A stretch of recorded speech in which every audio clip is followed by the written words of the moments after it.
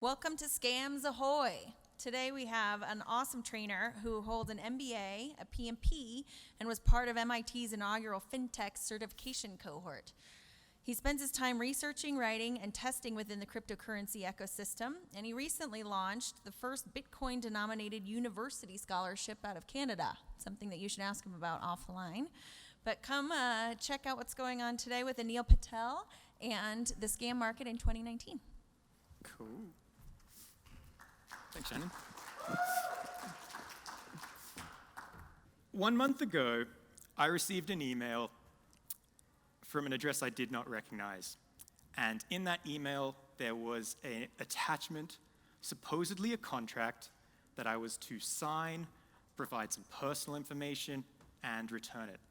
So red flags are going off everywhere. Well, as it turns out, that email was from the organizers of this conference, which made me even more suspicious, because who the hell would want me to speak at a conference? So here we are, and that's what I've decided to talk about today, because scams are always going to be pervasive, and we're not going to escape them, expecting that one day it's just going to end as a bad strategy, so we're better off trying to better understand them. Ladies and gentlemen, my name's Anil. I'm based in Vancouver, and I'm an independent analyst within the digital assets ecosystem. And I want to start by asking a really simple question, and that is, who flew to this conference? Whoa, okay, quite a lot of people. And what happens right before takeoff? Just scream it out. Every flight before takeoff, what do they tell you? Emergency procedures, right. And does a baker get a different emergency briefing from, say, a dentist? No, right, because the risks are precisely the same. So that's what I'm going to try to do today, is give you a sort of safety briefing in relation to scams. It'll only be loosely linked to crypto, but we're going to touch on just some core principles that will apply to all scams. Last session of the day, it's going to be a non-technical, a bit silly, and we're going to have some fun. So fasten your seatbelts, phones to airplane mode, and join me as we travel back in time to the 90s. The 90s, it's a magical decade. Elizabeth I reigns over England. Dutch ships reach Indonesia for the first time, and the average adult life expectancy is 30 years old. I'm of course talking about the 1590s. That would be the decade in which Shakespeare, a young playwright, would pen the story of Hamlet, in which Prince Hamlet seeks revenge upon his uncle for killing his father, the king. It'd be considered one of his greatest works, but was this an original tale? Well, 400 years prior, a Dutch theologian and author named Saxo Grammaticus would capture, in written form for the first time, the Prince of Amaleth. Now, it follows an almost identical storyline. Prince Amaleth, his father the king, killed by his uncle. What is the modern-day version of this story? You may know it. It's child-friendly. Savenya! Lion King. Prince Simba, father dies, and he has to navigate a tenuous relationship with his uncle Scar. So, same core narrative, several centuries apart, told through different mediums. Now let's jump to the roaring 1920s. The Lindy Hop is blowing up across dance halls in America.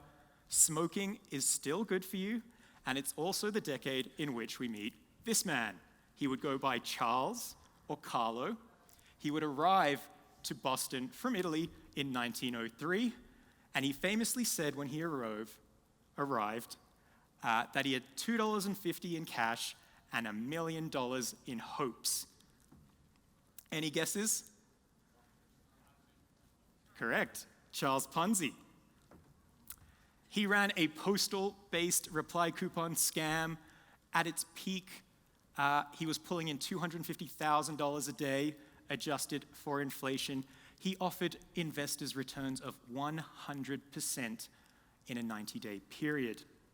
Eventually, the Boston Post would write a scathing review and conduct a very serious investigation into his scheme, causing investors to pull their money. And eventually, he would be charged with 86 counts of mail fraud across 2 federal indictments. But was he the first to pull such a scheme? If you're unfamiliar with the Ponzi scheme, it's an investment scam that pays out existing investors from new money inflows from new investors. So the actual investment does not exist. Meet Adele Spitzer. She's what you get if postage stamps had the eyes of serial killers, and in her native town of Munich, in 1869, she opened her own private bank.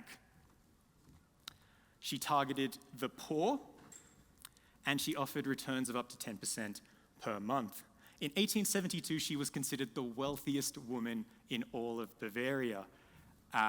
In total, 32,000 investors would lose $450 million, adjusted for inflation. So Spitzer was actually the first to operate such a scheme at such scale, a full 50 years before Charles Ponzi, which goes to show that if it was named after a man, it was probably invented by a woman. Now, who's our modern day corporate villain associated with the Ponzi scheme? Bernie? Sorry, I put Ponzi into Google. It must have got confused with modern monetary theory. There we go. Madoff, Bernie Madoff. So, according to prosecutors, the fraud began somewhere in the 1980s. Madoff targeted wealthy Jewish communities. Now, remember our friend Adele, she targeted the poor. That tells us that your level of wealth does not necessarily make you immune to falling for a scam. Madoff would produce false trading reports, having quite spectacular returns consistently, even in down markets. And as the former non-executive chairman of the NASDAQ, very few were willing to investigate, even though a financial analyst and forensic accountant by the name of Harry Markopolos said his returns were mathematically impossible publicly as early as 1999. Madoff's undoing would come in December 2008, when it was clear that he would not be able to pay out existing investors as people started pulling their money. Ponzi schemes usually fail in economic downturns just due to the liquidity suck that occurs. Complete losses to investors would be calculated at $18 billion, according to the SIPC trustee. Now, in short, he ruined a lot of lives, and I don't mean to make light of the situation. He took money from charities. There were a number of suicides that were left in the wake when the scam unraveled, including that of his own son. So it's really important to understand the gravity of what Ponzi schemes can do, not just to investors, but to families and entire communities. So once again, we see the same story repeated throughout modern times, stories convincingly told to captivate, to play on key human emotions. Because when you break it down, all a story or all a scam really is a story, and stories are retold. In 2004, Christopher Booker wrote the 7 Basic Plots, and in this, he outlines 7 general storylines that most narratives follow. Here they are. The last movie you saw probably falls into one of these categories, and the stories I just mentioned also fall neatly into 2 of them. Ponzi schemes fall into the rags to riches tale, and Prince, Hamlet, and the Lion King fall under the tragedy structure.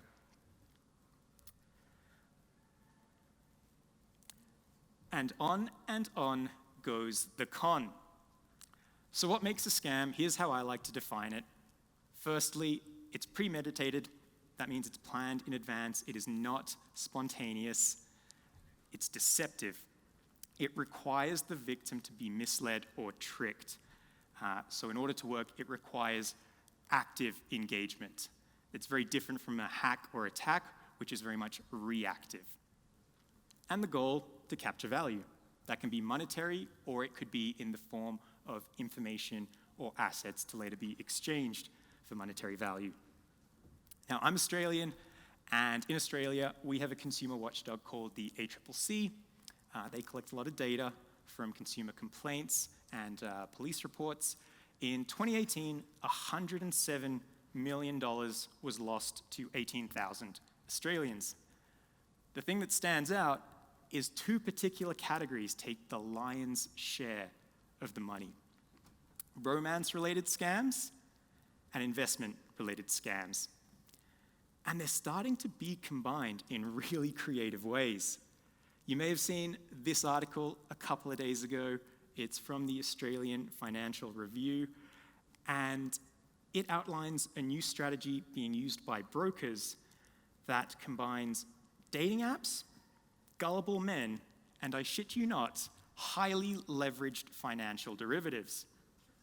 There's a sentence I never thought I would say, but scams centered around romance and investment are not specific to Australia. It comes up again and again across many jurisdictions. Why is that? Is it a coincidence?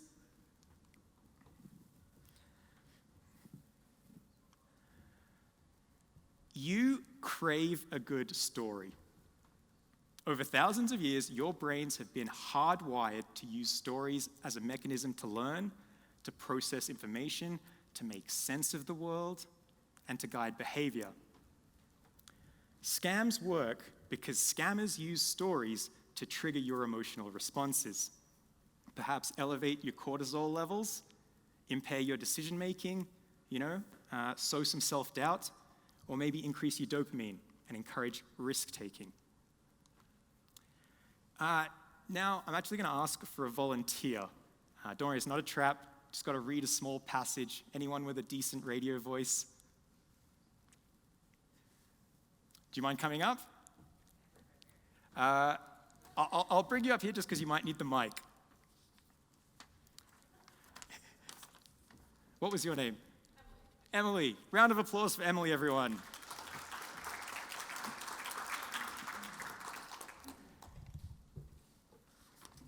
So it's a short story.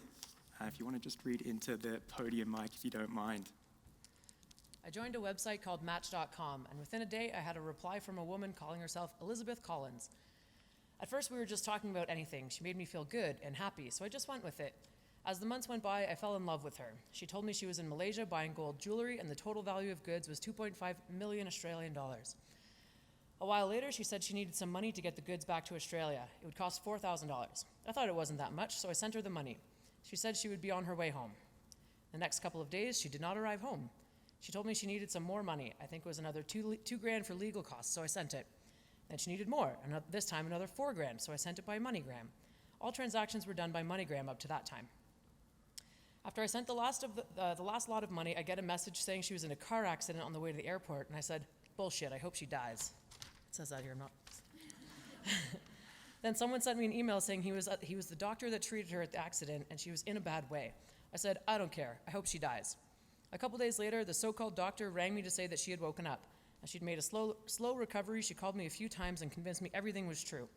A few weeks later, she told me that she was trying to board a plane with the goods and they were taken by customs and it would cost $40,000 to release them. I sent that to her, like a fool. She requested more money. I said, I am not sending any more money. I will bring the money over to Malaysia myself. She agreed to meet me once I landed. She was not there once I arrived. Wow. Thank you, Emily.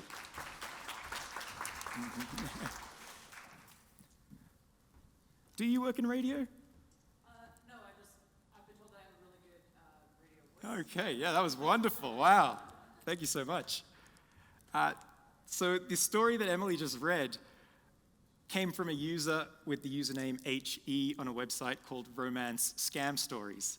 And that's become a forum for people who have lost money through romance scams. I'll quickly read one more. His name was Michael Stanton, so he told me.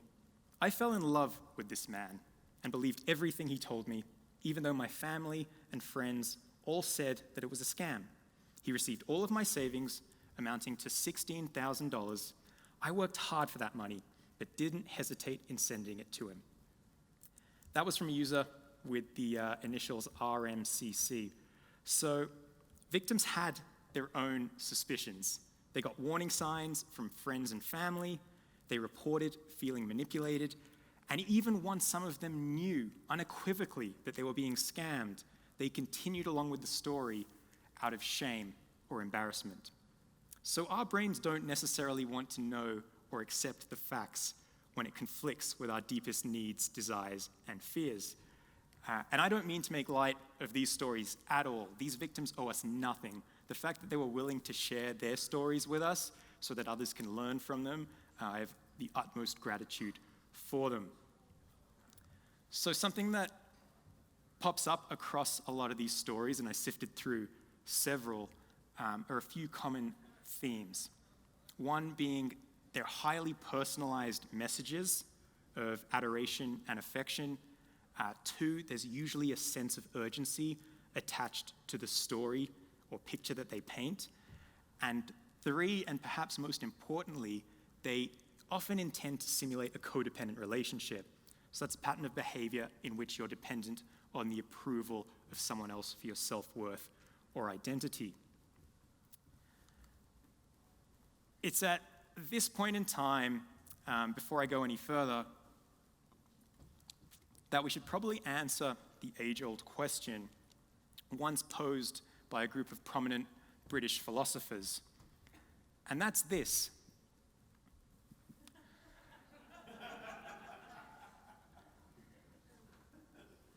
So when the Spice Girls wrote this song, I'm not sure they expected it to be used in a presentation like this, but we should probably answer the question, what do scammers really want? Because if we know what they want, we know what to protect. Within crypto, there are usually three main things scammers will target, but the end game is always the same. Now, I know from cable news and signs at my local public library that all cybercrimes are committed by a single disembodied hoodie that identifies as male. So let's take a look at some of the parts the hoodie will take to target you. The first is quite straightforward, convincing you to send your crypto assets to an address that he controls. Second one might be to solicit your private key or seed phrase, then transfer your holdings out to an address that he controls. And lastly, it might be to solicit some sort of personal information or login credentials, again, which can be accessed, used to access perhaps custodial wallets or third-party services, gaining access to your crypto assets, and finally transferring them out to an address he controls. So, scams may vary, but ultimately they're all after the same things. They just take different parts. So how does a scammer convince people to do something like that? Take a second and read this passage.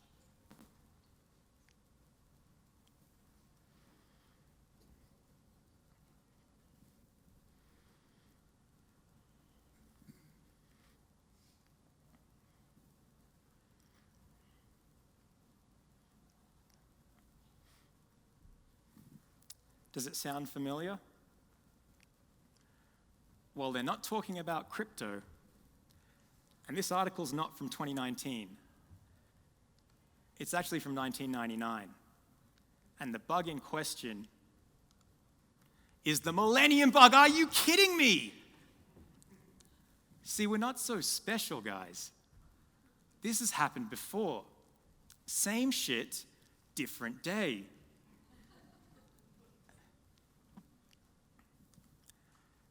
Now, you can't talk about falling for scams without talking about the cognitive biases and errors in judgment that allow us to fall for them. Let's take a really straightforward example of an Ether giveaway scam, something I'm guessing most of the people in this room are familiar with. Phony Twitter handle used to impersonate Elon Musk and an army of bots to like, reply, and retweet. Now, we may laugh at the obviousness of such a scam, but keep in mind, we're onboarding thousands of people to our industry every day, many of which are learning, communicating, and transacting in perhaps their third, fourth, or even fifth languages, all with varying degrees of technology literacy. And these are real people losing real money every single day, and we should care because these are now members of our community. So scams employ a number of common social biases, and when combined, they have a compounding effect. Most of us know to be on the lookout for a scam like this, but as we know, scammers will just evolve, so hoping that this will just stop is a poor strategy. We're better off trying to understand at a fundamental level why they work on us. So I'd like to take this opportunity to quickly address a few misconceptions around scams. Millennials. Any millennials in the audience? Millennials. According to the Better Business Bureau, you're more likely to be scammed than seniors. Seniors will lose more on average, but millennials fall for scams in greater numbers. That's how you say pretty lit. The UK Office of Fair Trading, data they collected insinuates that victims of scams actually spend more time investigating and researching an offer than non-victims. And in 2015, the City Police of London estimated as much as 85% of scams went unreported. Now, that could be due to potential reputational damage, the belief that the culprits can't be caught, or something they called shame. Yeah, I know, I hadn't heard of that either. How many people would say they're average drivers? Okay, who would say they're a great driver? Okay, awesome. Want to be carpooling with you. Well, according to the Retired Association of Retired Persons here in America, they collect a lot of data on this type of stuff, and they found the personal characteristic most associated with falling for scams was a high degree of self-belief and self-confidence. Meaning the greater your conviction that you would not fall for a scam, the more likely it was that you would. There's a guy called Pat Huddleston. He's a former SEC enforcement officer. He now works privately helping endowments and pension funds investigate scams. And he has some really great advice. It's brilliant in its simplicity, and it kind of summarizes everything we've talked about today. And that's this: admit that you're vulnerable. Admit that you're vulnerable when someone approaches you with an offer that's perhaps too good to be true or requires an urgent decision.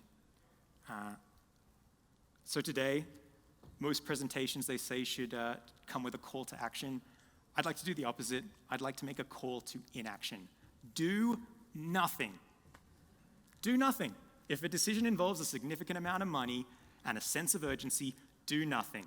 Try to identify the biases being worked on and ask yourself this question: what story are you being sold?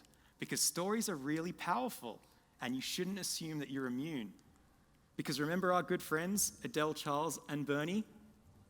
Well, the thing about the rags to riches story that they were peddling is that it's such a powerful narrative and works so effectively that even they had not realized that they'd fallen for it. To wrap up and summarize what we've just learned, please help me out in filling out this really short crossword. We'll do it together. One across: scams repeat because they follow the same structure as... Nice one. You guys have done this before. Two across: scams work because they prey on our cognitive... Diabetes. Oh, close. Close. 3 down. You can always spot a scammer because they all wear. That's stereotyping. 4 across. If you're presented with an attractive offer and you're unsure of what to do, it's best to do. Lovely. Last but not least, 5 down. Never forget that you're easier to fool than you.